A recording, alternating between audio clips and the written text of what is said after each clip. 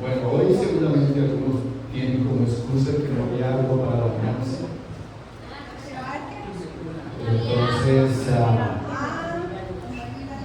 y digo esto porque a veces uno es dado a hacer de cualquier situación una excusa. Así que esperamos que ustedes no son parte de esa gente que por cualquier asunto se puede presentar a través de las excusas. Estaba recordando que hace 8 días en algún lugar, he hecho esto varias veces, y a veces hacemos de cada circunstancia una excusa. ¿Por qué llegaste tarde, por ejemplo? Es que tenía dificultad. ¿O por qué no fuiste? Pues tenía dificultad. Y a veces yo pienso que uno habla sin pensar. Porque resulta que parece que si el Señor le da un carro a usted, esa bendición se convierte en alguna razón como excusa. Y usted, por ejemplo, cuando no tenía carro llegaba puntual, no tenía pico y placa. Y si tenía una bicicleta, pues llegaba bien, no tenía pico y placa. Pero ahora que tiene un carro, se lo ha vendido, entonces es una buena excusa para llegar o no llegar.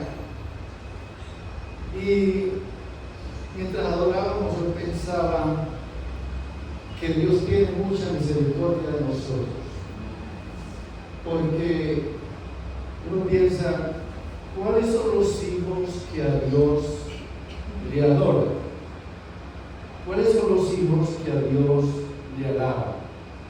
¿Quiénes son los que van a tono con la verdad de la palabra? Con los que van conscientes de la realidad en que vivimos. Y digo eso porque no todos, una buena cantidad de gente no es consciente de la realidad en que se vive.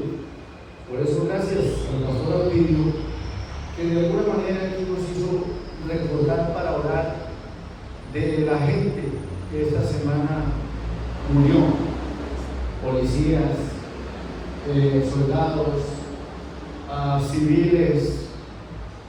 A veces uno se porta como si eso no fuera parte de uno. Pasa lo que pasa allá y como que si no importara. Pero póngase usted en este momento en el lugar de esa mamá o ese papá o ese hermano que perdió a una de estas personas. ¿Estaría muy aquí usted? ¿O cómo estaría? Y quiero decirles que me anima mucho cuando el pastor mencionó eso, y me desanimo mucho y me decepciona cuando yo iba a cultos donde el culto va en su marcha y el mundo afuera se cae a pedazos, y ahora en nuestras propias vidas, en nuestra propia familia, y como si no pasara nada. Hermanos, eso se llama indolencia, eso se llama indiferencia, eso se llama no me importa, cuando la realidad es esa. Bien, esto para decirles que el tema del cual ustedes han venido ocupándose, ¿me recuerdan por favor que han tenido un tema de quién estamos hablando los libros? ¿Cómo? La segunda venida de quién? De Jesús. Yo quiero hablarles del fin de los tiempos. Para que el pastor siga hablando de la segunda venida de Jesús, yo quiero hablar hoy del fin de los tiempos, que es algo también relacionado. En Mateo 16, hay unas palabras del Señor Jesús que podemos leer. En Mateo capítulo 16, donde empieza así diciendo, en la Nueva Versión Internacional: los fariseos y los saduceos se acercaron a Jesús, y para ponerlo a prueba le pidieron que les mostrara una señal del cielo. Él les contestó: al atardecer ustedes dicen que hará buen tiempo porque el cielo está rojizo, y por la mañana que habrá tiempo, que habrá tempestad porque el cielo está nublado y amenazante. Ustedes saben discernir el aspecto del cielo, pero no las señales de los tiempos. Esta generación malvada y adúltera busca una señal milagrosa, pero no se le dará más señal que la de Jonás. Entonces Jesús nos dejó y se fue. No es el problema de ustedes, ¿verdad? Bien, nos vamos a centrar en el versículo 3. El versículo 3, en una versión que se llama la Nueva Biblia de las Américas, está a manera de pregunta.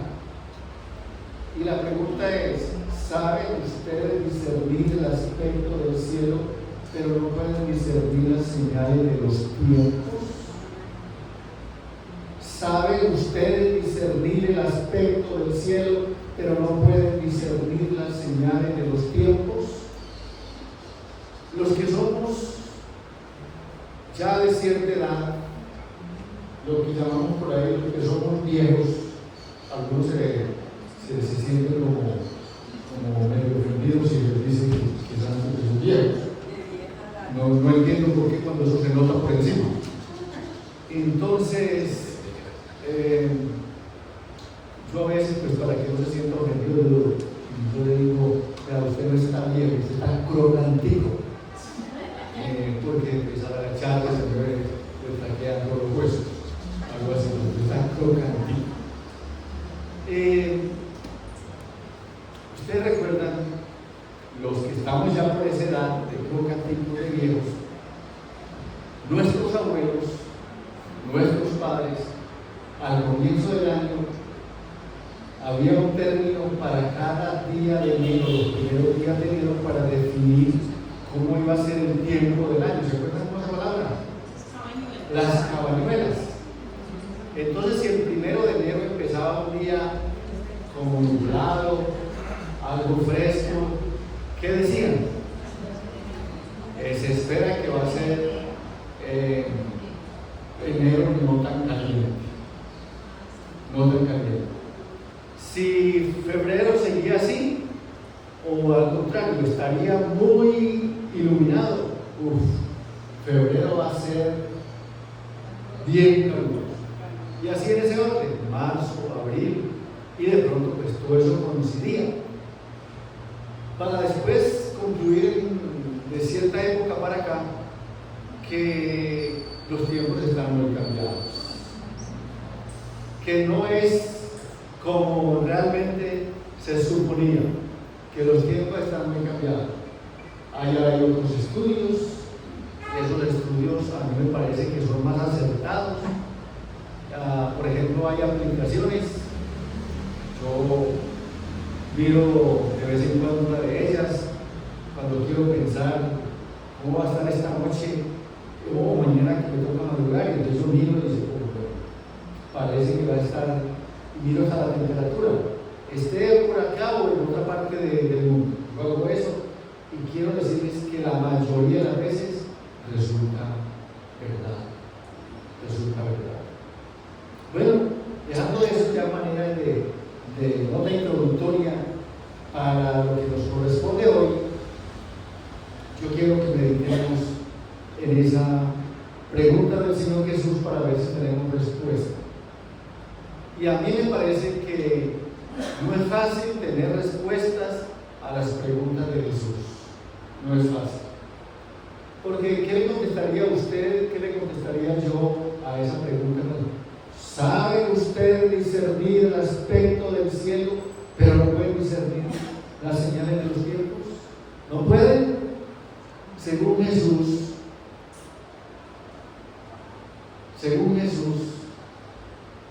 ¿podríamos o no podríamos discernir las señales de los tiempos? Claro.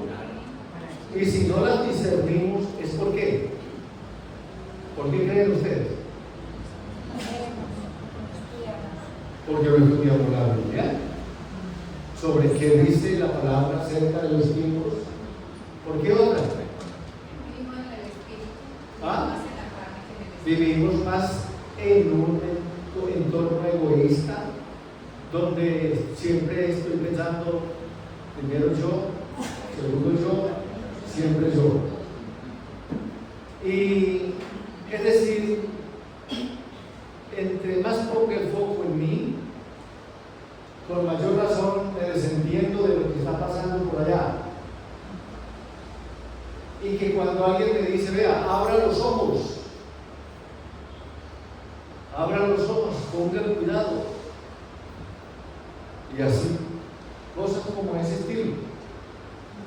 Si leemos los tiempos actuales,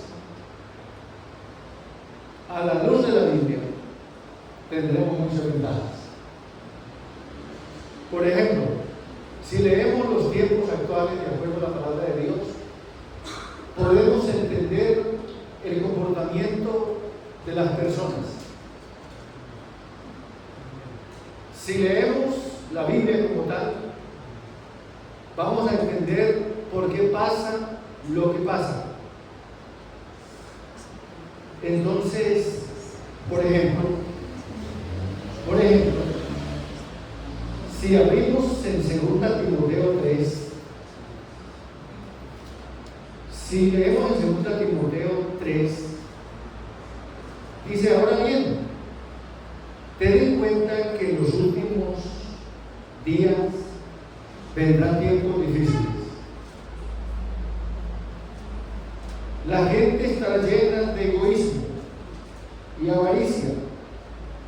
Serán jactanciosos, arrogantes, blasfemos, desobedientes a los padres, ingratos, impíos, insensibles. La Reina Valera dice crueles.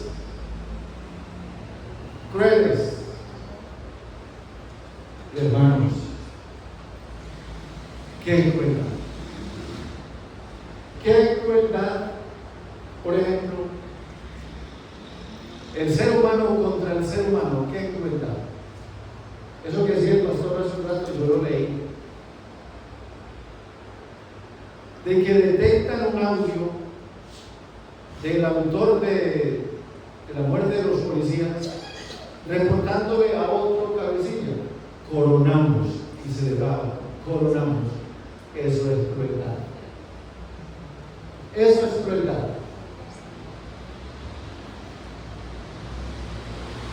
Y nadie piensa en ese momento enseguecido por la crueldad en una cosa distinta. Coronamos.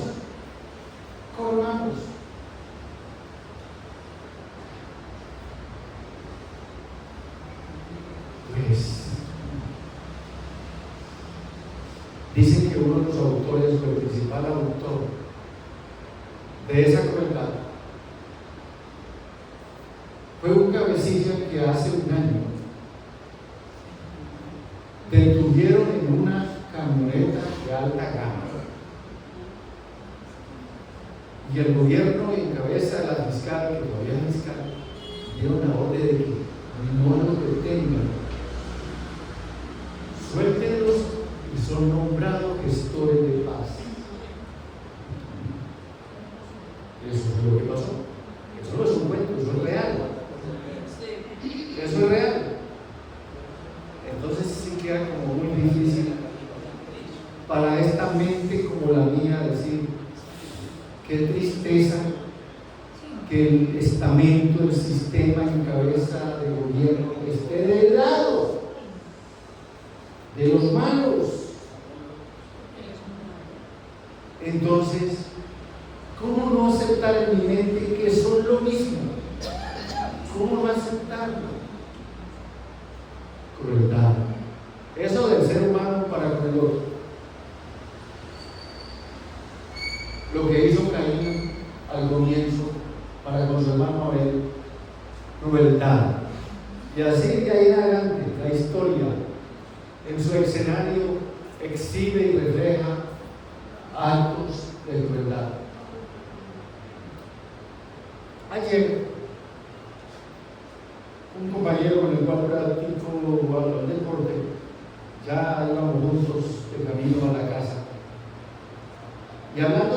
perros, las mascotas.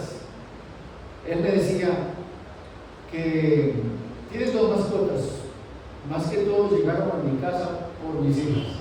Sus hijas son ya mujeres adultas, profesionales.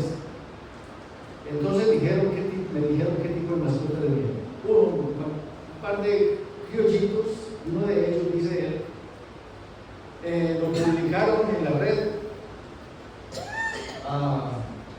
Era un perrito que en un pueblo criollito, pequeño, alguien tuvo el salvaje corazón de machetearlo. Yo escuché eso y me estremecí. Entonces una de mis hijas vio eso y dice: no, papi, ya mismo lo adoptamos. Y se pusieron hasta que lo lograron. Lo recuperaron, lo tienen, lo disfrutan. Y nada menos, no hace mucho por acá, cerquita de nosotros, yendo hacia el Salado, por la escuela del Salado, un perro de esos lobos siberianos. No sé qué le estaría haciendo a alguien que también le dio machete y huyó, pero lo recuperó. Hay cantidad de conductas de crueldad en todos los aspectos. Crueldad, como robarle los ahorros a una persona que ha luchado por conseguirlos. Crueldad. No se sabe cómo es mejor, si que le pongan un revólver o un cuchillo para que entregue lo que tenga, o le vacíen la cuenta de ahorros. Estos hackers de la informática, si leemos los tiempos actuales, no se lo olviden, entenderemos los comportamientos de las personas. Si leemos eso, crueldad como de succionar un bebecito de un vientre, entonces por los derechos de esta irresponsable sinvergüenza, entonces el niño paga los platos rotos. ¿Y saben por qué?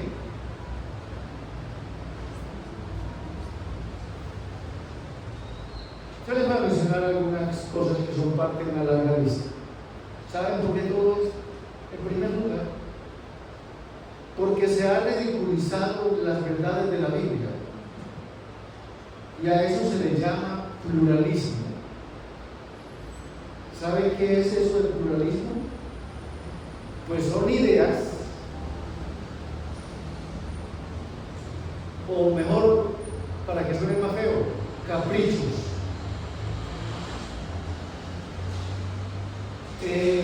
doctrinas, creencias,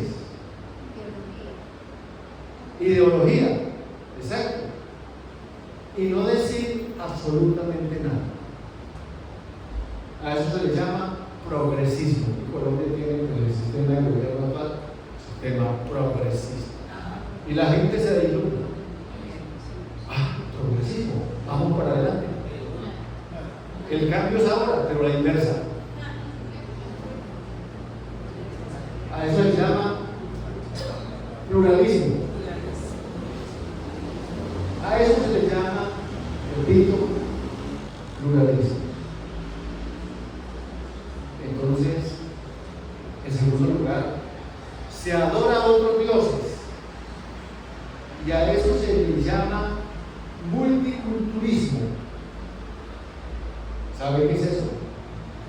Pues cuando se escucha la palabra multiculturismo se refiere a las diferentes formas de vida o de vivir de las personas, y tampoco decir nada a las personas para no incomodarlas.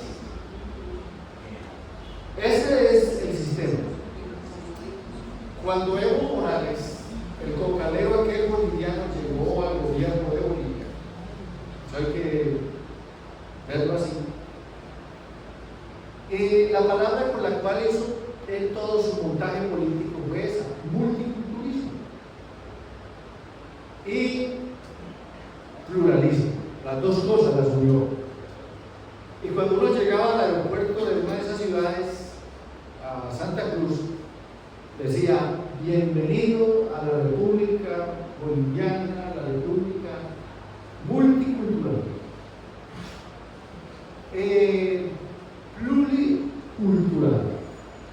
pluricultural, donde se expresa de la siguiente manera: dos cosas. Uno, bienvenido a esta nación donde la gente vive y se le respeta la manera en que vive, y también se le respeta las ideas, los caprichos, las bobadas, tonterías que deciden creer. Y en Bolivia hay un lugar cerca del Alto, que está a más de 4.000 metros, donde hay ritos que para que las cosechas no se pierdan y sean abundantes, hay una semana donde se agreden violentamente y se dan en la jeta, pero de verdad, duro, y la gente asiste. Y yo hablo con los hermanos, y eso que no es ley, eso es permitido. Ellos saben que van a llorar la muerte, porque muere mucha gente. Tiene que haber sangre en cantidades, y entre más sangre y más crueldad y más muertes, la cosecha, la agricultura va a ser mucho mejor. Pues, cuando uno lee la Biblia, uno encuentra que Pablo le dice a los corintios que el Dios de este siglo ha enceguecido el entendimiento de los incrédulos, ha embotado el entendimiento de los incrédulos, y utiliza tres palabras que el diablo hace con el entendimiento: lo enceguece, lo entenebrece, lo embota, para que la luz del evangelio no le resplandezca. Amados, eso también ha pasado en nuestra nación. No hay muchas naciones consagradas al Sagrado Corazón, y es esta nación, igual como muchas ciudades consagradas a algo así. Un tercer aspecto es: se ha premiado la pereza, y a eso se le llama bienestar y privilegio. Aquí cerquita, hace una semana, estaban celebrando el día o la semana de la pereza. Ya no vienen con un día, ya son varios días hasta que una semana. Entonces, sí, sacar el colchón y hacer la siesta ahí en la lista de todos. ¿Saben? Eso no pasa por la cabeza de países con personas de mente desarrollada. Eso pasa aquí. ¿Nosotros qué más queremos? Creo que nos peleamos con Chile el primer puesto del día festivo. Yo no sé, para algunos un día festivo, un lunes, eso es la maravilla. Para mí es la incomodidad más grande. Me doy cuenta ya por la marcha que era festivo, y eso me descuadra la agenda. Ese anhelo de que un diciembre llegue, a mí me aterra esa época. El ruido, el bullicio, el tumulto, la calle no se puede transitar. La gente le gusta eso. ¿Sabe por qué? No lee la Escritura, y por eso no lee la situación de la gente. Por ejemplo, una de las señales, si usted está estudiando la vida de Cristo, dice un texto: la gente correrá de aquí para allá, de allá para acá. No. En cuarto lugar, se ha dejado de disciplinar a los hijos, y a eso se le llama construcción y autoestima. Y ya sabemos lo que tenemos. Ya sabemos lo que tenemos.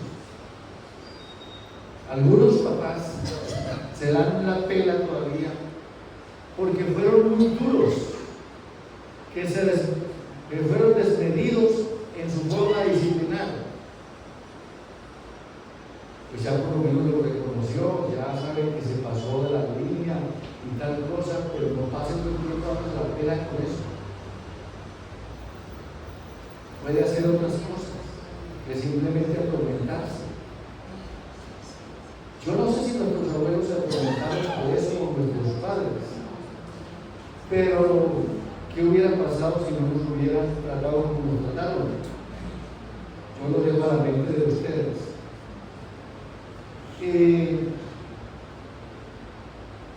Otro aspecto, tenemos abundancia de blasfemia y pornografía, y a eso se le llama libertad de expresión. Hace un tiempo, no hace mucho, el gobierno, a veces el presidente estaba enojado porque algún magistrado de alguna de las cortes o algún senador pues no votó para que se apoyara alguna de las reformas. Entonces el gobierno, al no tener nada que decir, se puso a decir: él es un HP. Pero no lo digo así, digo la palabra que es. Entonces, como tiene gente, donde quiera que llegaba, ese era el estribillo y el cántico que entonaba. Y así en ese caso. Por eso estamos como estamos. Por eso.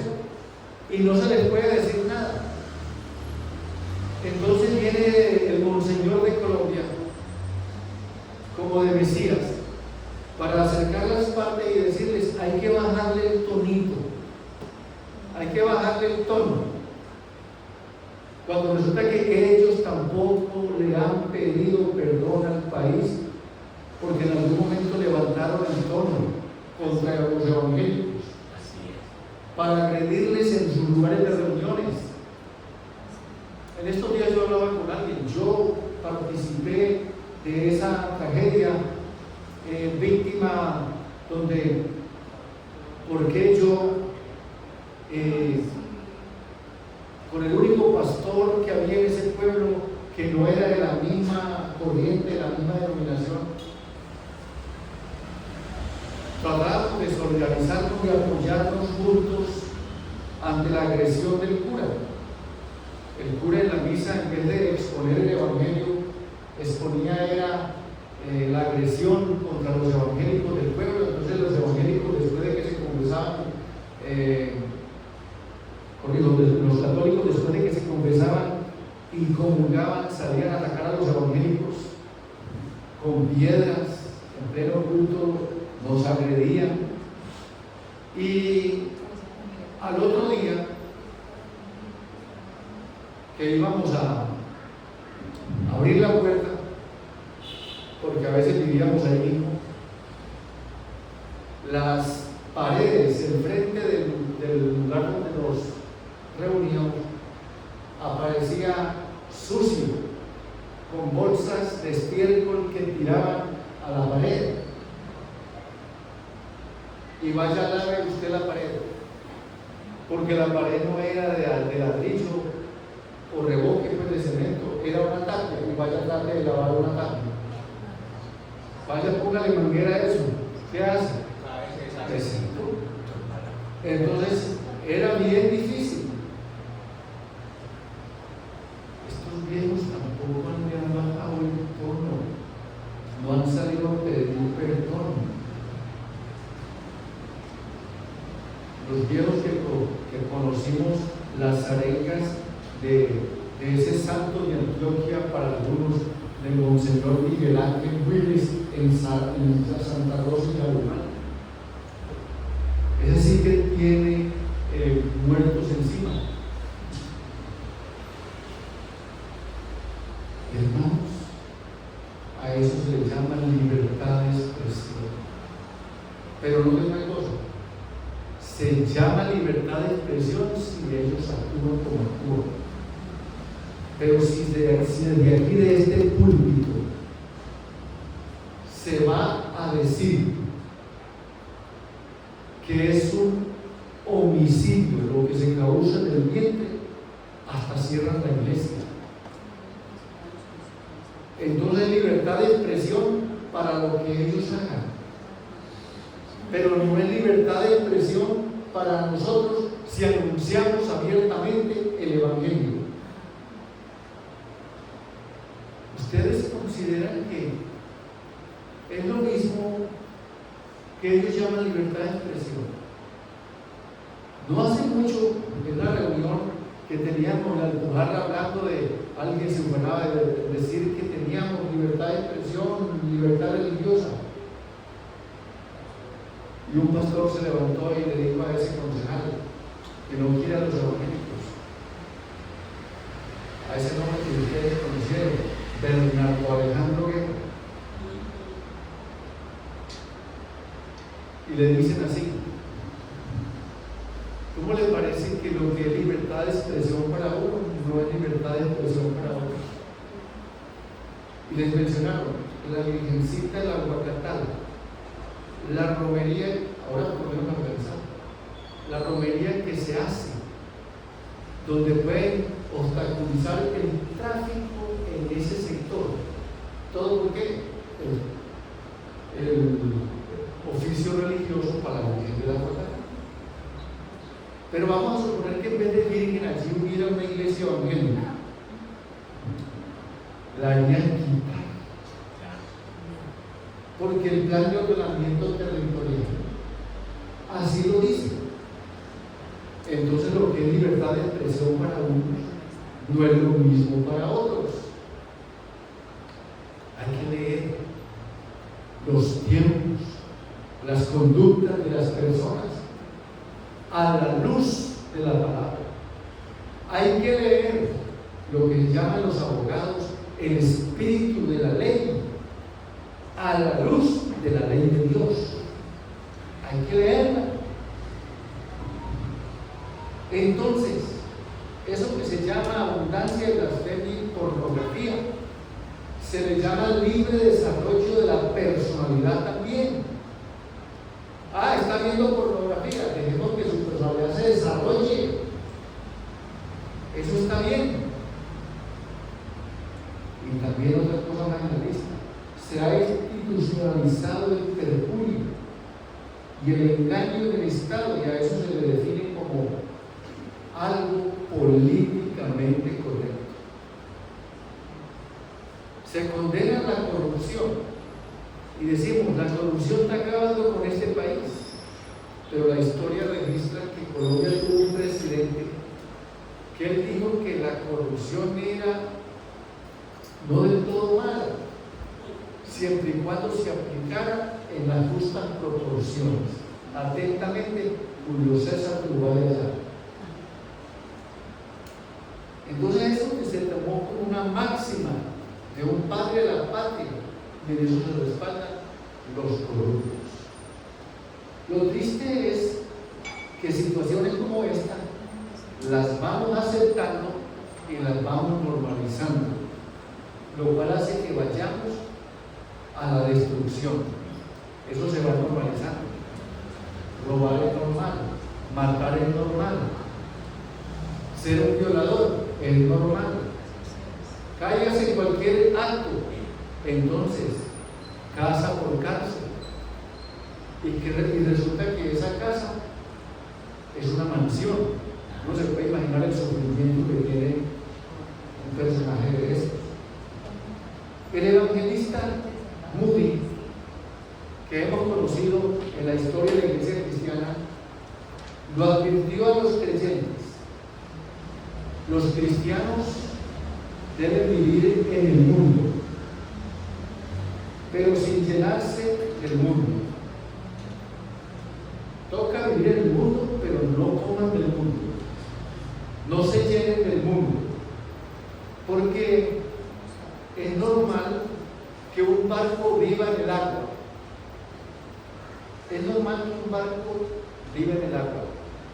Pero no es normal si el agua entra al barco. No es normal. Es normal que estemos en el mundo sin Cristo, pero no es normal que el mundo del pecado entre a nuestro corazón. Es normal que un barco esté en el agua, pero no es normal que el agua esté en el barco. Es normal que usted y yo caminamos en medio del mundo del pecado, pero no es normal que el mundo del pecado entre a nuestro corazón. Esto es lo que tenemos que tener en cuenta. Entonces los cristianos pueden estar en el mundo, pero si el mundo entra a los creyentes, ¿qué les pasa a los creyentes? Pues lo mismo que le pasa al barco si le entra agua. ¿Qué les pasa al barco? Se hunde. ¿Qué le pasa al creyente entonces si se tranquiliza porque el pecado entra en su vida? También se hunde, también naufraga. En 2 de Pedro capítulo 3, verso 11, 2 de Pedro 3, verso 11, encontramos lo siguiente. Este capítulo está hablando del día del Señor. Y obsérvenlo como dice en su Biblia. Y aquí se lo están colocando. Espero que sea para hoy. Verso 11. Voy a leer, hermano. Ahí está. Y eso que es joven. Cambiando la Biblia pasa. Bien. Y eso que es joven, que también buena vieja. Que los días tenemos la fama de que somos malos para la tecnología. Y vean, uno cree que cacharrea todo celular y va a tener un cosa. Muy bien. Miren lo que dice en el versículo 11. Puesto que todas estas cosas han de ser deshechas. Esta es la clave. ¿Cómo no debéis vosotros andar en santa y piadosa manera de vivir? Esa pregunta es de pura lógica. Pedro le pregunta a los creyentes, o le dice a los creyentes: hombre, todo esto va a ser deshecho. Yo no soy piadoso, me van a echar a mí de deshecho. Entonces, puesto que todo esto se va a destruir, ¿no creen ustedes que es la razón para vivir de manera piadosa? Es lo que está diciendo. En la nueva versión internacional dice: ya que todo será destruido de esa manera, ¿no deberían vivir ustedes como Dios manda, siguiendo una conducta intachable? Entonces lo que está diciendo el Señor en su palabra es: hijos, ya están conscientes que este mundo está llegando a su fin. Estamos en los tiempos difíciles. Esa es la razón más que suficiente para que vivamos una vida no de creyentes así como superficiales, mediocres. No hay razón. No hay razón. En Judas, el capítulo que no tiene ni un solo capítulo, el único capítulo que tiene Judas, ahí se repite el penúltimo libro de la Biblia, en los versículos 18 y 19. Eso le decía: en los últimos tiempos habrá burladores que vivirán según sus propias pasiones impías. Ellos son los que causan divisiones y se dejan llevar por sus propios instintos, pues no tienen el espíritu.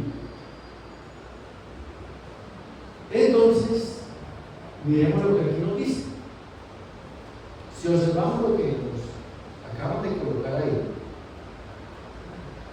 el verso 18: en el posterior tiempo habrá burladores que andarán según sus malvados deseos. Ellos son los que causan divisiones, los sensuales, que no tienen el espíritu. Y hay más escrituras que voy a leer a continuación. Una más. Primera Pedro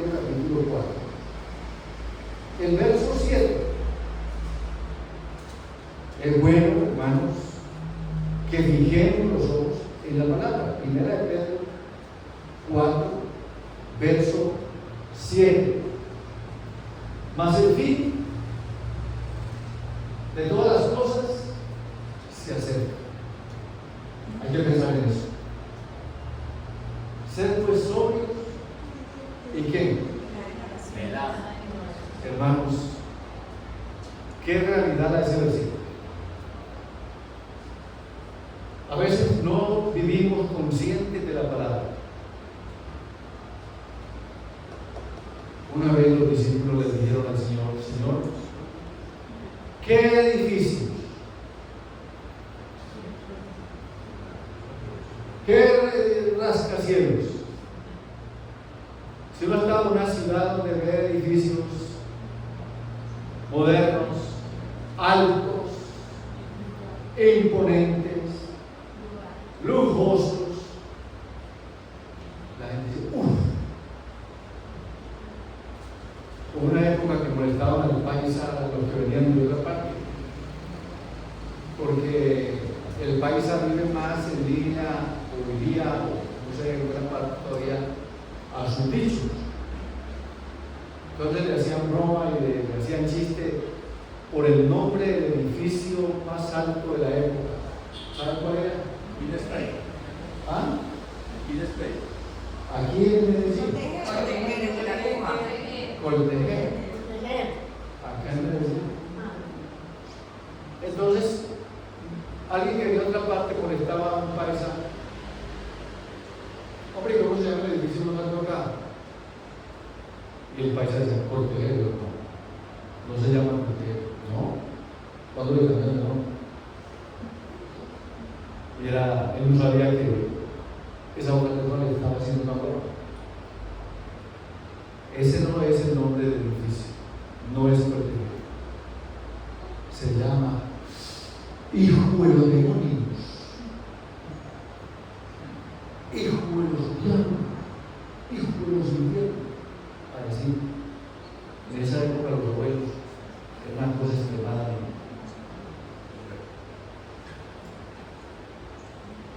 Hoy, ante la imponencia, la majestuosidad, lo moderno, lo digital, Jesús respondería lo mismo. El Señor, ante lo que los discípulos dicen: Señor, ¿qué es un edificio? ¿Qué le dice el Señor? No quedará piedra sobre piedra que no sea destruida. El Señor les dijo algo de lo cual estaban conscientes. No. El Señor les dijo algo de lo cual Él estaba consciente. Los discípulos no. Usted y yo creo que a veces nos portamos de igual manera. Actuamos, conseguimos las cosas que queremos y que podemos y luchamos. Esa casita que tratamos de construir en un sitio que anhelamos, si no estamos haciendo conscientes de que eso en cualquier momento va a ser destruido. Ese carro de lujo, de alta gama que se compra, y uno lee ese versículo, ¿qué podía decir? Yo me voy a colocar. ¿Cierto? Yo estuviera consciente de eso. Anteriormente, la venida de Cristo la interpretaban de muchas maneras. Y decían: no, Cristo viene pronto. Es mejor que no se case. O al contrario, cásese. ¿Por qué? Porque Cristo viene pronto. ¿Sí o no? O para estudiar. ¿Va a ir a estudiar? No estudie. Esa plata se pierde. ¿Por qué? Porque Cristo viene pronto. Después nos ayudaron para establecer el balance. Vean, viva y trabaje como si fuera a durar mucho tiempo. Pero también viva como si esto se fuera a acabar esta noche. hermanos. Eso es lo que dice la palabra, de que vivamos conscientes, mas el fin de todas las cosas se acerca.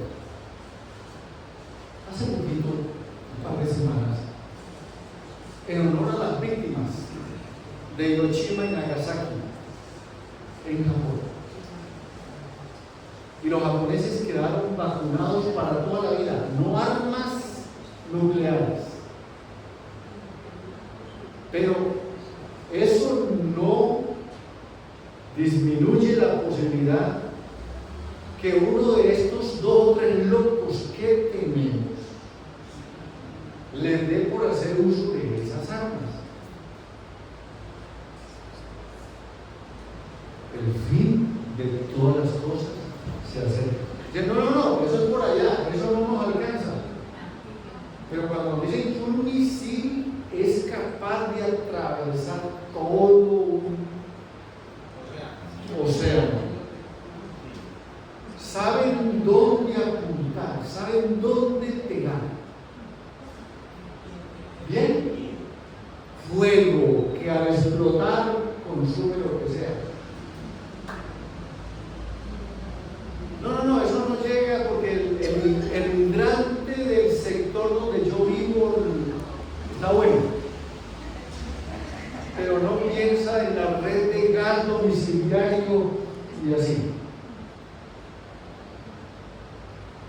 Y lo cierto es que el fin de todas las cosas se acerca y toda apunta que será consumido por fuego. Ser pues sobrios. Y la Biblia, la palabra sobrio la define como dominio propio. Alguien que está en sus cabales. Alguien que está bien en su juicio cabal. Y dice, velad de oración. ¿Saben qué es lo que menos hacemos nosotros? ¿Saben cuál es la oración menos concluida? Es la oración. Es la oración la actividad menos concluida. Casi nadie tiene tiempo. Todo el mundo diafragma. Mateo 24:42.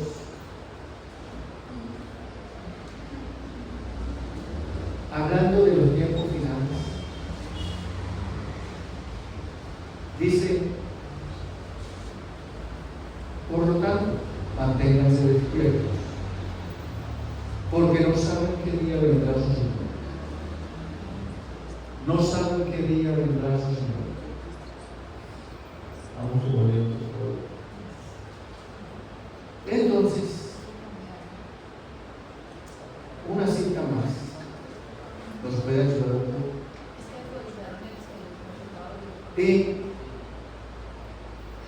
Y con esta quiero ir concluir. Primera Tesalonicenses 5:6. El Señor le dice en Mateo 24:42: manténganse despiertos, porque no saben qué día vendrá su Señor. Hay una palabra que aquí me hace pensar, hay una palabra que está oculta, pero la que me surge cuando leo Mateo 24:42. Manténganse despiertos, porque no saben qué día vendrá su Señor. Velad pues, porque no sabéis a qué hora debe venir el Señor. Velad. ¿Qué palabra está oculta ahí que no la vemos, pero que podría saltar a la vista? ¿Sabe? Esperar. ¿A cuántos les agrada esperar? Creo que es lo que menos nos gusta. Esperar. Hablaba esta semana con alguien, yo le decía, creo, si no es lo que menos me gusta, es una de las pocas cosas que menos me gusta. Esperar. Y como no me gusta esperar, No me gusta que me esperen. Yo llego ahí, antesito. Y cuando sé que no voy a llegar, yo pongo un mensaje. Mire, calculo que en tanto tiempo llego, pero pasa esto. Porque que el otro siga esperando sin que uno le diga nada es un tormentoso. Aquí se habla de eso. Ven, siendo yo muy iniciando el ministerio, yo era parte de una actividad por varios meses en Bogotá. Y pasábamos todas las noches, a cierta hora, casi 10 de la noche, por un sector donde había un vigilante. Nos llamaba mucho la atención. Alguien decía, él está así desde las 6. Eran las 10, eran las 11, eran las 12, y ahí parado. Está así desde las 6. ¿Y cómo hace para, si tiene que ir al baño?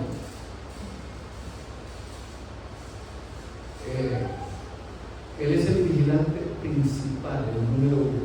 Si tiene que ir, él le hace señas a alguien que es como el que le suple en caso tal. No debe fallar alguien que vigile. Porque supongamos que a él le da un infarto, pero siempre debe haber alguien. Pero la posición es estar vigilando. Hermanos, Pablo a los tesalonicenses, primera carta, capítulo 5, verso 6. No debemos pues dormirnos como los demás, sino mantenernos alerta y en nuestro sano juicio. Amados, tengamos en cuenta esto. Que el Señor nos ayude. No durmamos como los demás. Hay un proverbio común que dice: todo llega a su fin. Supone que lo que tiene un principio debe tener un fin. Y una pregunta y cierro. ¿Cómo pasaríamos los últimos momentos si supiéramos que una total destrucción vendría a la tierra en las próximas 24 horas?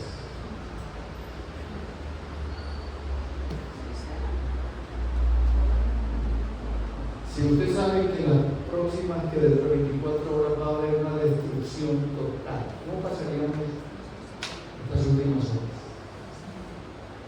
¿Qué haríamos? ¿Orar? ¿Usted qué haría? Pasaría ese tiempo con la familia. No importa lo que haya que hacer, para registrar que lo último lo pasó con la familia. Miren lo que dice él. Pasaría con la familia.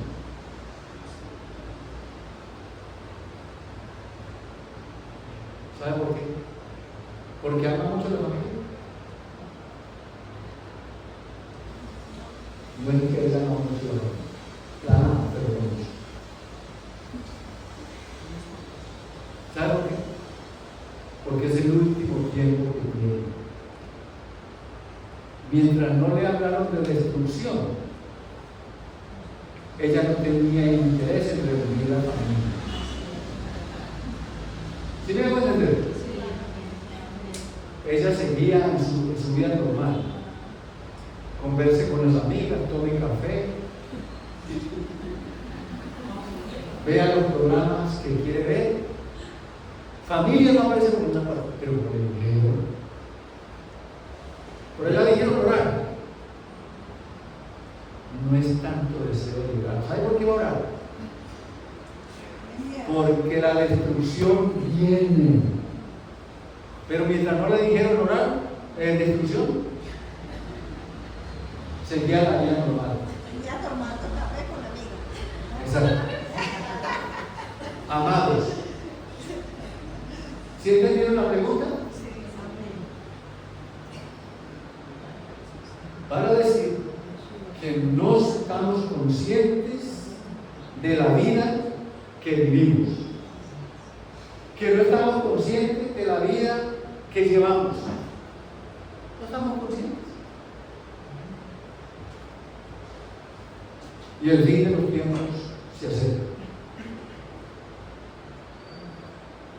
Cuando fuimos, mi esposa y yo, a visitar a nuestro hijo al otro lado del mundo, uno de esos países que visitamos fue Chile.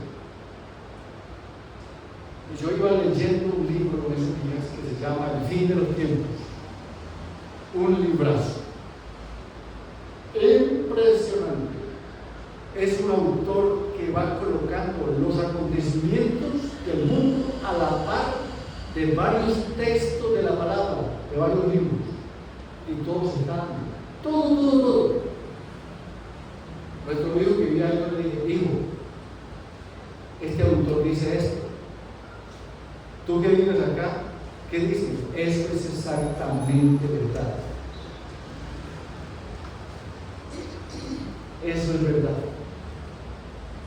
Mi esposa y yo caminando así por la calle, por el lugar de allá. El que pide limosna en la calle, uno te enseña a ver el platico que le echan la moneda del billetito. No tiene el platico. Tiene la aplicación, el QR. Así que el que le va a dar algo tiene que poner el celular y darle. Porque el 80% de las transferencias financieras es así. Nosotros, en muchos lugares, estamos varados con una tarjeta de crédito porque no existen los datáfonos. Raros lugares con datáfonos. Todo era aplicación. Para allá vamos. Y cada vez la plata en efectivo está desaparecida.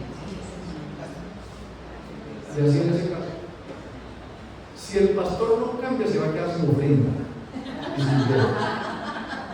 Yo he estado en iglesias donde es con datáfonos, con la aplicación. Casi no se ve eso de platino. No se me va a producir eso, pero valió la pena eso. Póngase de pie.